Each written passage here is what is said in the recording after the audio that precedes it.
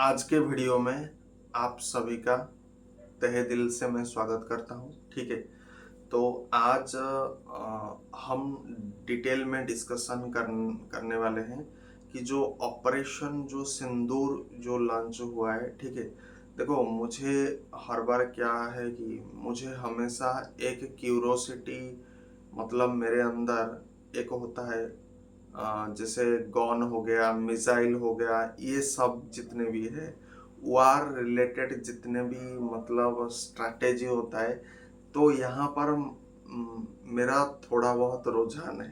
ठीक है, हालांकि मैं कोई डिफेंस पर्सनल नहीं हूँ। ठीक है, मैं कोई रक्षा एक्सपर्ट नहीं हूँ, लेकिन मेरा जो कीन इंटरेस्ट जो होता है वो डिस्ट्रक्शन से रिलेटेड होता है, वो वार से रिलेटेड होता है।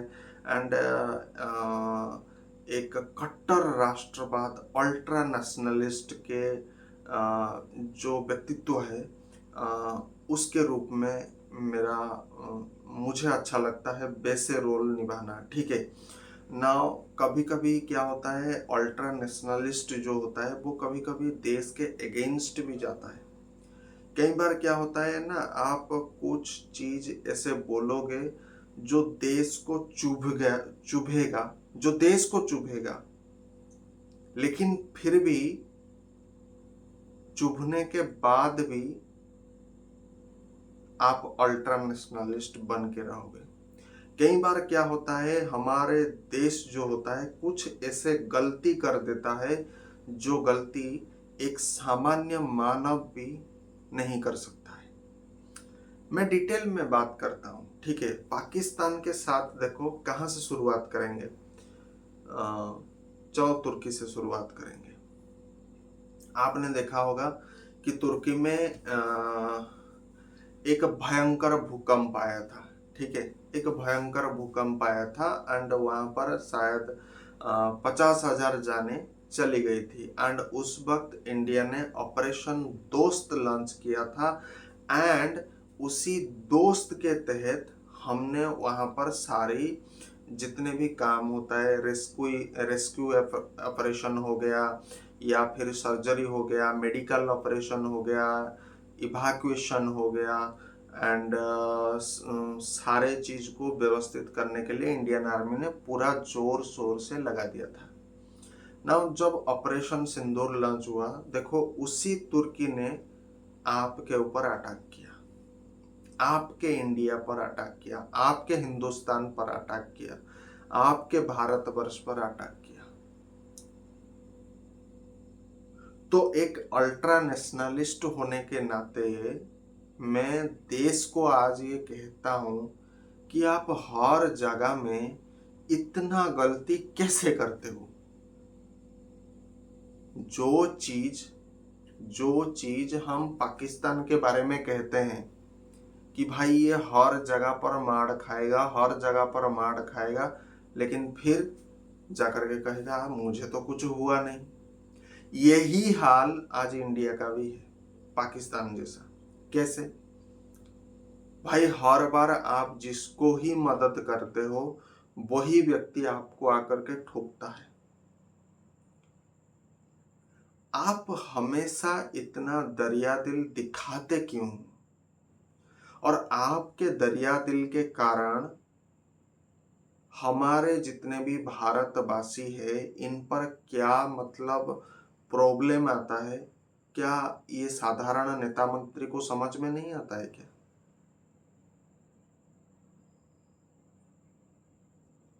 कोई दुश्मन अगर मर रहा है तो उसे मरने दीजिए ना। दुश्मन को भी आप बचाने जाओगे मानविकता के आधार पर, यही मानविकता आपका शत्रु बन जाता है।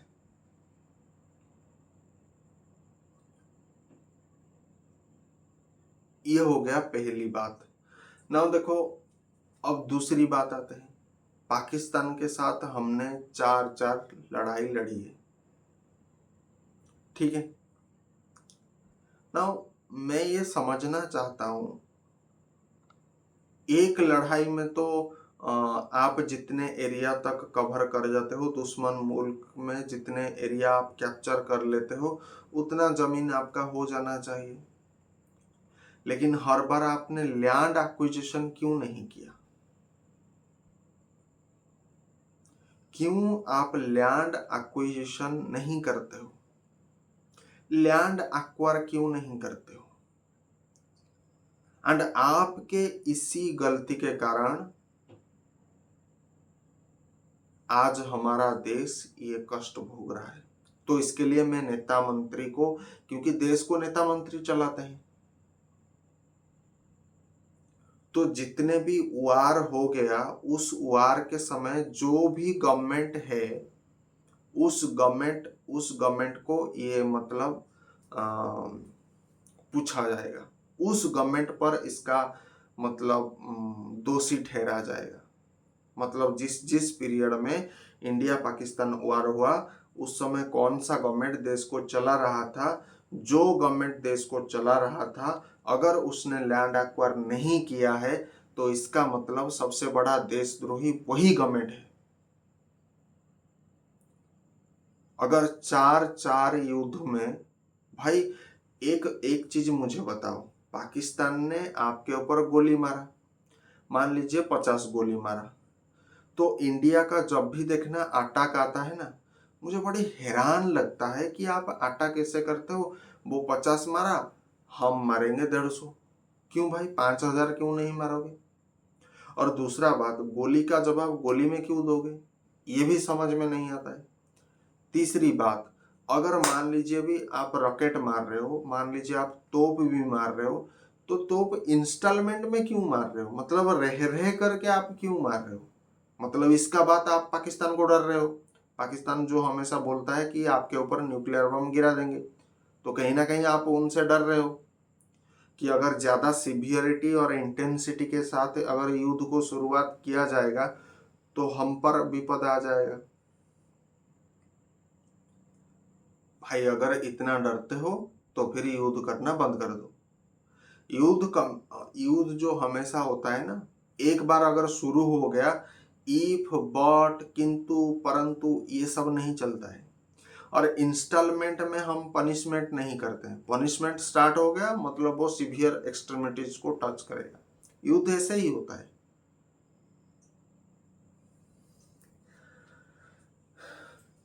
अमेरिका में देखो 9/11 हुआ, उसने क्या करा, उसामा बिन लादेन को जाकर के सीधा कफन उसका तैयार कर दिया, समंदर में गाड़ दिया।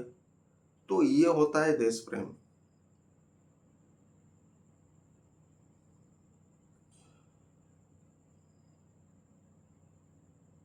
और कभी कभी मैं ऐसा कहता हूं ना, भारत में यार यही नेता मंत्री हर जगह पर गलती करते हैं, हर जगह पर गलती करते हैं। अब SC ST कोटा, इनको देख लीजिए, कोटा रिजर्वेशन उन्होंने कर दिया ना। इसी कोटा रिजर्वेशन जब रहा होगा, तो मान लीजिए हमारे पास बहुत सारे मतलब वेराइटी ऑफ स्टूडेंट रहते हैं हमारे देश में। तो जो मान लीजिए कोटा एक रिजर्व हो गया, मान लीजिए टोटल 500 पोस्ट आया, 500 पोस्ट से 200-300 पोस्ट हो गया SC ST के लिए रिजर्व। तो SC ST में जो भी संभावना होगा आपको वही कबूल करना पड़ेगा। इसका मतलब SC ST को अगर छोड़ दे, तो बाकी जाति में जो हाईली टैलेंटेड ब्रेन है वो बेकार है।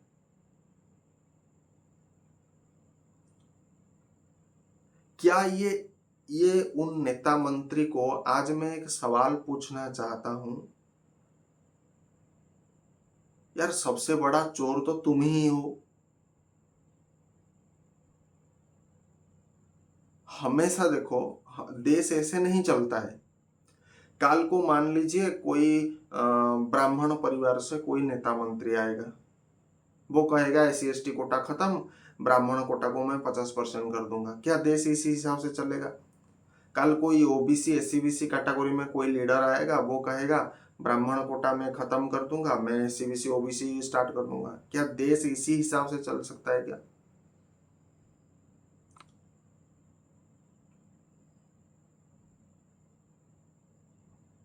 मतलब हर चीज का एक तरीका होता है, देश ऐसे नहीं चलता है। ये कोटा सिस्टम, ये जितने भी रिजर्वेशन सिस्टम, इसको बंद करो, इसको जितना जल्दी हो सके बंद करो। देश हित के लिए आपको ये करना पड़ेगा। एंड उसके कारण देखना देश में होम वार तो होगा ही होगा।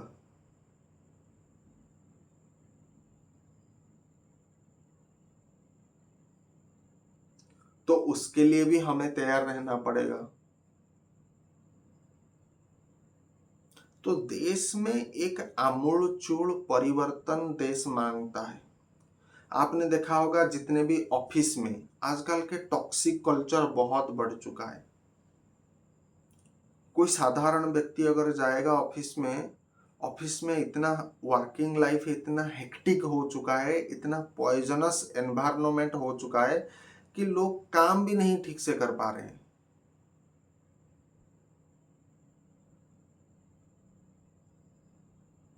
और ऊपर से भारत का जो बेड़ा गर्क हुआ है, जब से आपने स्पिरिचुअल ग्रोथ को रोक दिया है, तब से देखना इस देश का डाउनफॉल शुरू हुआ है। एंड अब देखना धीरे धीरे भारत स्पिरिचुअल अवेकनिंग तरफ होता है।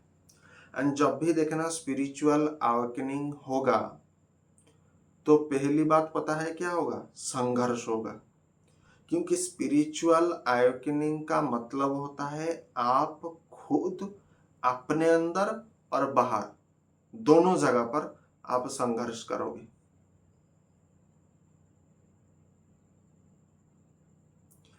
ये मैं भारत के नेता मंत्री को कहना चाहता हूं कि जब देश वार के समय आता है, तब सारे पार्टी हिंदू मुस्लिम सब एक हो जाते हैं। और जैसे ही वार खत्म हो जाता है, आप फिर से वही कीचड़ खाना शुरू कर देते हैं। हिंदू मुस्लिम शुरू हो जाता है। जब वार आता है, तब हिंदू मुस्लिम एक हो जाएंगे। और जब वार खत्म हो जाएगा, तब हिंदू मुस्लिम शुरू हो जाएगा। तब कोई पुलिस वाला होगा, वो रिश्वत लेगा। क्या देश प्रेम के भावना सिर्फ आपके जब जब आपका प्राण संकट में आएगा, तब आपका देश प्रेम आएगा। लेकिन जब आप सुरक्षित रह जाओगे, वही देश प्रेम, वही जो मेंटालिटी जो आपका वार के वक्त होता है, वो खत्म हो जाता है। क्या इसी को हम देश प्रेम कहते हैं?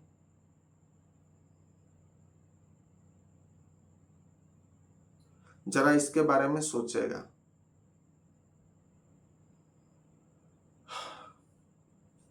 एंड आपको हमेशा अगली बार जब भी लड़ाई करना, उस देश का कोशिश करना, अधिकांश ज्यादा एरिया को कैप्चर करो और उसका जमीन अपने देश के अंदर रखो। एंड इसके लिए मैं भारत के सरकार को एक सल्यूशन देना चाहता हूँ कि मतलब उसको एक अलग प्रोविंस बना दो, अलग राज्य बना दो। एंड उनको एक 30 ईयर या 50 ईयर उनको ज़्यादा कुछ उनको सुविधा मत दो। क्योंकि मान लीजिए हमने पाकिस्तान के ज़मीन को अगर कब्जाएंगे, तो पाकिस्तान में कैसे लोग हैं हमें पता है। तो पहले उनको प्यूरिफाई करना पड़ेगा, तब जाकर के उनको उन्नति दिया जाएगा। ऐसा नहीं चलता है। तो जिन लोगों का ये शिकायत है कि अगर हम उनका जमीन अगर ले लेंगे, तो फिर उनको उनके लोग भी हमारे हो गए। भाई उनको एक स्पेशल आप प्रोविंस बना दो। 30 साल या फिर 50 साल तक वहां पर इतना ज्यादा डेवलपमेंट मत करो। मतलब ठीक है, ऐसा मतलब चल रहा है जितना, उतना सिर्फ करो। क्योंकि हमने वो युद्ध से वो जमीन जीता है, तो शर्त हम रखेंगे, ना कि वो रखेंगे। वो ये नहीं कह पाएंगे कि भारत के बाकी जितने राज्य इतना समृद्ध है, हम इतना क्यों नहीं। भाई हमने तुमको जंग करके जीता है, तुम हमारा कोई ऐसा तो नहीं असली ये हो, ये तो नहीं हो ना।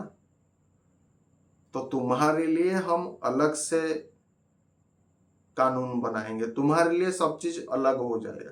तुम इंडिया का पार्ट तो होगे, लेकिन तुम उतना रिसोर्स को क्लेम नहीं कर पाओगे जितना बाकी स्टेट करते हैं। ये वार का डिप्लोमेसी होता है, ये जियोपॉलिटिक्स का भी डिप्लोमेसी होता है, एंड ये देश का इंटरनल पॉलिटिक्स भी होता है।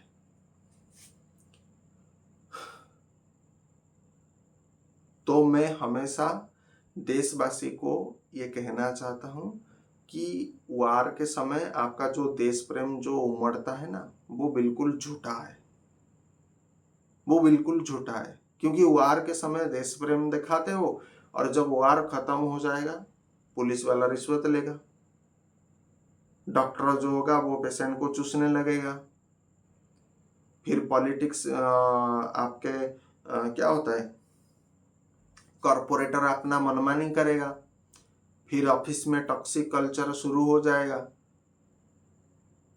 फिर आपका कास्ट रिजर्वेशन सिस्टम हो जाएगा, फिर आपका हिंदू मुस्लिम हो जाएगा, धर्म के नाम पर, जाति के नाम पर नरसंहार होगा। एंड जब वार की वक्त आएगा हिंदू मुस्लिम एक है। ये भाई देश प्रेम नहीं है। देश प्रेम एक अलग चीज है। सो आज के वीडियो के लिए इतना ही, इजाजत चाहूंगा। Till then bye bye, thank you, जय हिंद, वंदे मातरम, थैंक्स फॉर वॉचिंग, भारत माता की जय।